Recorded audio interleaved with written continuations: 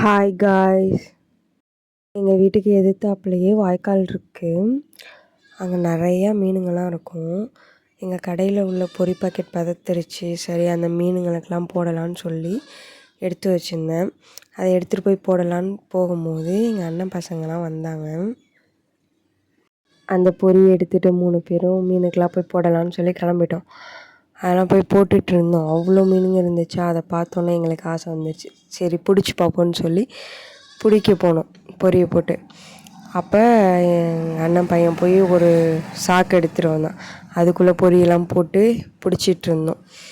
அப்போ குட்டி குட்டியாக ஒரு 2-3 மீன், ஒரு பெரிய மீன், நண்டு எல்லாம் மாட்டுனுச்சு. அதெல்லாம் பிடிச்சி ஒரு அண்ணன் கூடையில் போட்டுட்ருந்தோம்.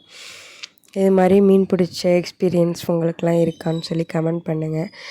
நாங்களே ஃபஸ்ட் டைம் இப்போ தான் பிடிச்சிருக்கோம். இப்படி வாய்க்காலில் இறங்கி வாய்க்காலெல்லாம் போய் நின்னாலும் மீன்லாம் வந்து கடிக்க ஆரம்பிச்சிடும் கால்லாம்.